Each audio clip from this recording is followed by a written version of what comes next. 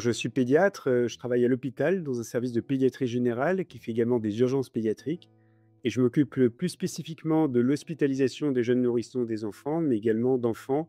suivis pour des allergies alimentaires. Donc c'est mon cœur de métier au quotidien. Ma spécialité effectivement, c'est, l'allergologie, donc les allergies alimentaires de l'enfant, mais pas que, et bien sûr au sein d'un service de pédiatrie générale et d'urgence pédiatrique, donc un tout venant, pour, de multiples motifs de consultation pédiatrique. Effectivement, avec l'équipe, pédagogique du CFPCO et des collègues ostéopathes, on s'est proposé d'échanger en direct sur des cas cliniques qui vous concernent, qui ont pu vous poser problème et sur lesquels, des réponses, peuvent être trouvées ensemble et grâce aux recommandations, les plus récentes des sociétés de pédiatrie. D'abord des présentations de cas cliniques par des collègues ostéopathes, un échange, si besoin entre elles et moi, et puis ensuite, la présentation de données scientifiques ou pédagogiques les plus récentes et ensuite des réponses aux questions que les différents participants pourront se poser sur ces cas cliniques. Le but, c'est pas de faire une explication de texte sur, pourquoi tel ou tel médecin a fait telle ou telle chose sur le cas clinique qui va être présenté,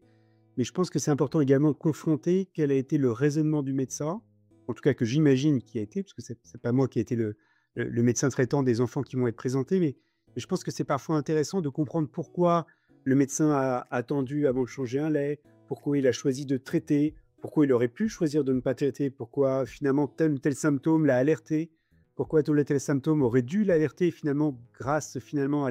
à l'expertise de l'ostéopathe, on s'est rendu compte qu'on faisait fausse route dans ce diagnostic et c'est ça que je trouve intéressant, c'est-à-dire le but, c'est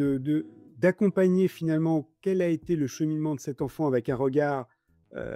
interne qui a été celui de l'ostéopathe qui a vécu le cas clinique, externe qui est peut-être moi maintenant un petit peu à distance. L'évolution de l'enfant va nous aider aussi à comprendre qu'est-ce qui s'est passé et puis, et c'est toujours ce qui est intéressant quand on regarde des cas cliniques qui sont du vrai vécu, c'est de voir qu'est-ce qu'on aurait pu mieux faire, qu'est-ce qu'on doit en tirer comme conséquence pour d'autres patients et puis parfois de voir que, finalement c'est compliqué, que la médecine, la prise en charge, le prise en soin, c'est compliqué, qu'il faut parfois, essayer de comprendre pourquoi les gens, heu, ont du mal à comprendre également pourquoi les professionnels de santé ont fait telle ou telle chose pour leur enfant, pourquoi ils sont parfois à bout, pourquoi parfois il faut se donner tous les moyens et parfois il faut savoir attendre. C'est ça que je trouve qui est intéressant et effectivement quand on est dans 2 cab on évoquait ce que je travaillais en interaction étroite avec les ostéopathes, on n'est pas dans les mêmes cabinets et finalement, quelquefois, quand on est, nous, un professionnel de santé, non médecin et qu'on travaille avec des enfants qui sont suivis par des médecins, on aimerait bien avoir le médecin juste à côté de nous, c'est-à-dire la porte à côté en disant: «Ouais, toc toc, je comprends pas pourquoi l'enfant il a ça, pourquoi tu as fait ça, pourquoi malgré que tu aies fait ça, il va toujours pas mieux. Moi, il vient me voir, mais je sais pas si je peux l'aider sur tel ou tel support et qu'est-ce que voilà, il faut qu'on bouge, il faut qu'on presque qu'on se mette à 2 sur cet enfant pour qu'il aille mieux». Et ça, on peut pas le faire, en fait, en direct. Donc voilà, ce que je trouvais intéressant dans ces cas cliniques-là, dans cette formule de webconf, c'était d'essayer d'arriver à se dire: «Tiens, et si on consultait presque ensemble, comment, en échangeant sur ce patient-là, on pourrait cheminer vers,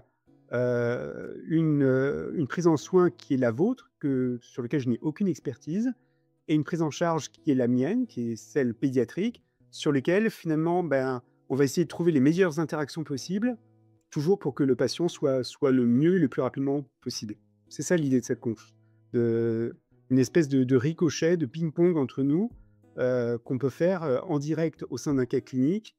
et en direct aussi par les échanges et les questions qu'il pourrait y avoir, évidemment autour de ces cas. L'essence même, elle est interactive parce que finalement, c'est partir de cas réels sur des problématiques rencontrées, en pratique, dans vos rencontres avec les enfants et c'est en dégager les données les plus, pédagogiques et les plus récentes, basées sur les recommandations et échanger avec vous en questions-réponses, en direct, sur des problématiques que vous vous posez au quotidien.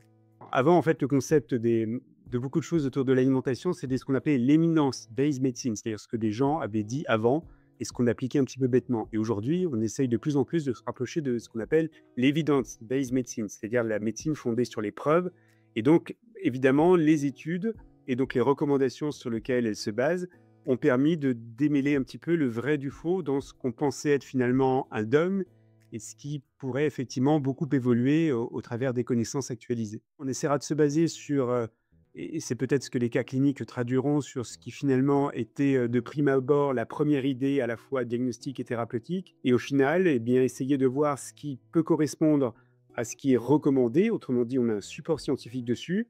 Ce qu'on ne peut pas recommander, parce qu'effectivement, ce serait préjudiciable pour l'enfant. Et puis parfois, ce qu'on ne sait pas, et donc on peut le proposer et on peut en attendre une réponse ou pas. Et parfois, c'est important de savoir qu'on ne sait pas pour pouvoir le proposer peut-être de manière non dogmatique, mais parfois optionnelle ou en effet additif pour les gens. On va pouvoir parler un petit peu des tests allergologiques qui ne sont pas toujours attendus comme positifs lorsqu'on a une allergie aux protéines du lait de vache, puisque c'est ce qui va beaucoup être traité dans les cas cliniques. On va pouvoir parler un petit peu du positionnement en cas de reflux gastro-œsophagien, ce qui est effectivement prouvé ou non. On pourra également parler un peu des régimes alimentaires dans la constipation. Tout ça, effectivement, fait appel à beaucoup de choses que les familles et les professionnels de santé croient bien connaître ou croient comme dur comme fer. Et finalement, on verra que les preuves sont parfois soit limitées, soit finalement changeantes par rapport à ce qu'on connaissait avant. J'espère qu'ils auront un petit peu plus de clés pratiques, sur comment appréhender, ces cas cliniques, qui sont parfois un peu stressants. On se sent un peu démuni face à ces enfants qui ont des troubles, de l'alimentation, qui prennent beaucoup de temps dans vos consultations et dans les miennes, et j'espère qu'ensemble, on pourra un peu mieux se préparer, être plus serein, plus efficace pour les accompagner,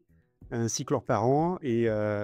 toujours encore une fois basé sur nos expériences pratiques, mais aussi, et c'est important toujours, sur ce que peuvent dire les données scientifiques et les recommandations. La base, je pense, du domaine de la santé, c'est d'être humble, hein. Ceux qui ont raison, c'est les patients et c'est l'évolution. Donc, après, on fait ce qu'on peut et le mieux qu'on peut. Et le mieux qu'on peut, effectivement, ça passe quand même par les échanges interprofessionnels, ça passe par les recommandations, ça passe par le vécu pratique. Et c'est ce qu'on va essayer de partager effectivement pendant cette webconf. Mais l'humilité, oui, ça c'est certain.